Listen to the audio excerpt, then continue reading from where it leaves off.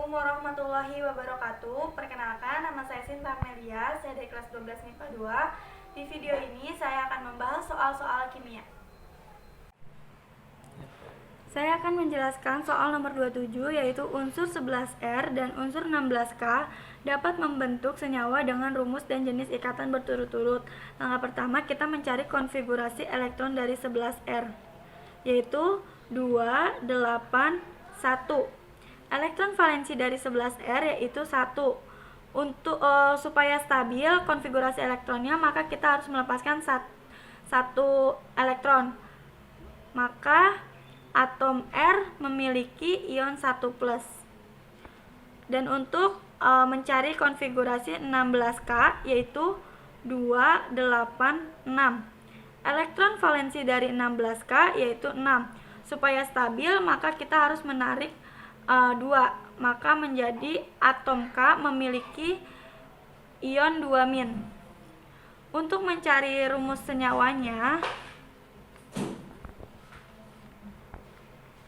kita mencari KPK dari atom R dan K agar setara dengan cara 1+ dikali 2, 2- dikali 1. Maka rumus senyawaannya menjadi R2K1.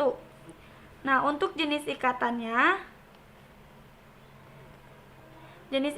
ini ion karena logam dan non-logam, atau plus dan min. Maka jawabannya yaitu A. R2K ion. Soal nomor 28, logam magnesium dapat dibuat melalui proses Dow atau DOW. Magnesium merupakan logam yang penting karena sangat ringan. Magnesium dijumpai dalam jumlah yang cukup banyak di dalam air laut. Ion magnesium diendapkan dari air laut sebagai hidroksida. Kemudian MgOH2 diubah menjadi kloridanya dengan cara mereduksikan dengan asam klorida. Setelah airnya menguap, MgCl2 dilelehkan dengan elektrolisis. Magnesium dihasilkan di katoda dan klor di anoda. Reaksi yang terjadi selama proses pemurniannya pada katoda dan anoda adalah sebagai berikut. Perhatikan beberapa pernyataan berikut. 1. Logam magnesium dihasilkan di katode. 2. Logam Cu atau Ag dapat dijadikan sebagai anode. 3. Gas klorin dihasilkan di anode. 4. Sumber utama pembuatan gas tersebut adalah garam batu. Kita lihat pernyataan satu persatu. Pernyataan pertama, logam magnesium dihasilkan di katode. Bisa dilihat pada reaksi yang ada di katode menghasilkan magnesium. Berarti pernyataan nomor 1 ini benar. Untuk memudahkan menjawab, coret yang tidak ada satunya. Selanjutnya pernyataan ketiga. Gas klorin dihasilkan di anode. Pada reaksi yang ada, di anode menghasilkan gas klorin. Berarti jawaban yang benar adalah B, 1 dan 3. Soal nomor 31. Dari dua reaksi di atas, pernyataan yang tepat tentang kekhasan atom karbon pada senyawa hidrokarbon adalah. Berarti di sini kita mencari apakah reaksi ini termasuk reaksi adisi, substitusi, eliminasi, atau oksidasi. Reaksi nomor 1 terjadi hilangnya ikatan rangkap menjadi ikatan tunggal. Berarti reaksi nomor 1 adalah reaksi adisi. Karena berdasarkan teori, adisi adalah reaksi penggabungan dua atau lebih molekul membentuk suatu produk tunggal yang ditandai dengan hilangnya ikatan rangkap. Lalu reaksi nomor 2 adalah reaksi substitusi, karena terjadi penggantian atom H dengan atom Cl. Dan berdasarkan teori, substitusi adalah reaksi penggantian atom atau gus atom dalam suatu molekul dengan atom atau gus atom lainnya. Selanjutnya kita harus mencari nama senyawa dari reaksi tersebut. Sebelumnya kita harus tahu perbedaan alkana, alkena, dan juga alkuna. Alkana merupakan sebuah senyawa hidrokarbon jenuh karena memiliki ikatan tunggal. Alkena adalah senyawa hidrokarbon yang tidak jenuh dan memiliki ikatan rangkap 2. Alkuna memiliki satu atau lebih ikatan rangkap 3 antara atom karbon. Nah, bisa kita lihat dari reaksi nomor 1 itu memiliki ikatan rangkap 2, berarti dia termasuk senyawa alkena. Nah, dari pembahasan tadi kita jadi tahu reaksi nomor 1 ini merupakan reaksi adisi dan senyawa alkena. Jadi pernyataan yang tepat adalah D. Senyawa alkena lebih mudah melakukan reaksi adisi. Ketahui senyawa-senyawa asam halida dengan data massa molekul relatif sebagai berikut. Urutan titik didih dari yang tertinggi adalah dari ABC yang ada, jawabannya itu yang C. HF, HI, HBr, dan HCl. Pembahasannya, titik didih suatu senyawa dipengaruhi oleh MR dan ikatan antar molekul. Semakin besar MR suatu senyawa, maka titik didihnya akan semakin besar. Semakin kuat ikatan antar molekul, maka titik didihnya juga akan semakin besar. HF memiliki ikatan hidrogen. Umumnya, ikatan hidrogen memiliki titik didih yang tinggi. Senyawa HI, HCl, dan HBr dapat dilihat dari besar MR-nya, di mana MrHI sebesar 128, MrHCl sebesar 36,5, dan MrHBr sebesar 81.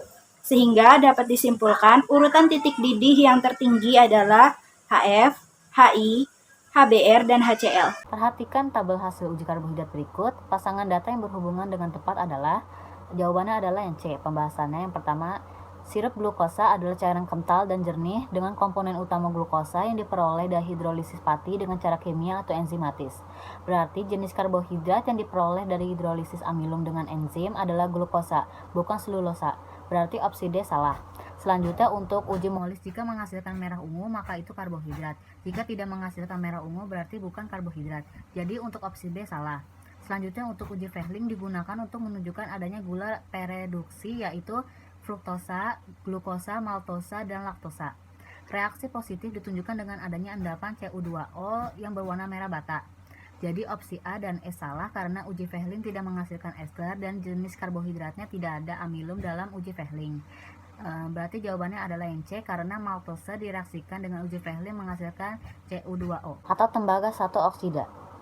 Data entalpi berikut. Yang pertama, delta H CH3OH sama dengan min 239 Kj per mol. Kemudian delta H CO2 sama dengan min 394 Kj per mol. Kemudian delta H derajat H2O atau uap air sama dengan min 286.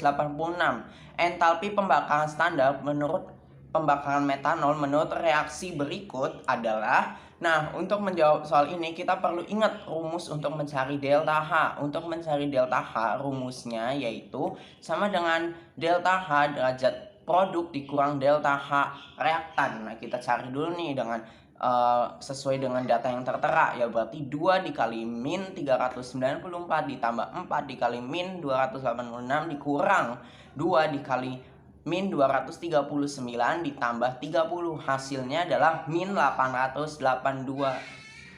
Percobaan yang dilakukan terhadap 1 gram pita magnesium dengan 25 ml larutan asam klorida sebagai berikut. Variabel bebas, terkontrol, dan terikat dari percobaan tersebut secara berturut-turut adalah, nah, materi ini merupakan materi laju reaksi, ya. Kemudian ini juga menyangkut materi kimia bab 1, yaitu metode ilmiah hakikatnya. Nah, kita harus bedakan dulu nih, variabel bebas itu apa, terkontrol itu apa, terikat itu apa. Variabel bebas itu adalah variabel yang dibuat nilainya itu berubah-ubah. Nah, kita bisa lihat nih dari data berikut. Yang nilainya berubah mana nih? Oh, ternyata adalah HCl 1M dengan HCl 3M, berarti konsentrasi HCl. Nah, otomatis option A, B, dan E itu salah, kita coret. Nah, tersisa 2, yaitu opsi C dan D. Nah, kemudian kita lihat lagi nih, variabel terkontrol itu apa? Nah, variabel terkontrol itu merupakan variabel yang nilainya dibuat tetap atau sama. Nah, kita bisa lihat nih dari gambarnya. Nah, dari gambarnya itu yang variabelnya dibuat sama itu adalah suhunya ya, luas permukaannya ya. Luas permukaannya itu kita bisa lihat nih dibuatnya sama, yaitu 1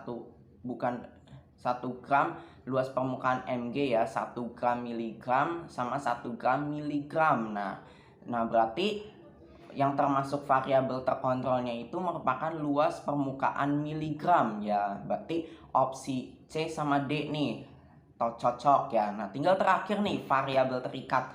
Variabel terikat itu variabel yang dipengaruhi dari variabel bebas ya, yang nilainya berubah-ubah. Apa sih yang dipengaruhi? Oh, ternyata setelah kita lihat yang dipengaruhi itu adalah waktunya ya, kecepatan waktunya bereaksi. Nah, berarti otomatis opsi yang tepat yaitu D, konsentrasi HCl, luas permukaan Mg, dan waktu. Sekarang kita masuk ke pembahasan nomor 40 yang pertanyaannya adalah Dari rumus molekul dan nama senyawa tersebut, pasangan manakah yang sesuai dengan sifat senyawa tersebut? Nah, dari soal itu kita bisa lihat itu adalah tata nama senyawa alkana. Nah, kita bisa langsung cocokin sama tabelnya. Nah, di sini jawabannya adalah pilihan yang pertama dan ketiga. Kenapa? Kita bisa lihat di tabelnya. Kalau butana itu C4H10. Nah, di sini untuk butana memiliki karbon atau jumlah karbonnya 4 dan hidrogennya 10. Jadi yang pilihan pertama itu cocok. Yang ketiga, pilihannya adalah C5H12 pada pentana. Di sini kita bisa lihat di tabelnya kalau pentana itu memiliki jumlah karbonnya 5 dan hidrogennya 12. Maka option pilihannya adalah yang E.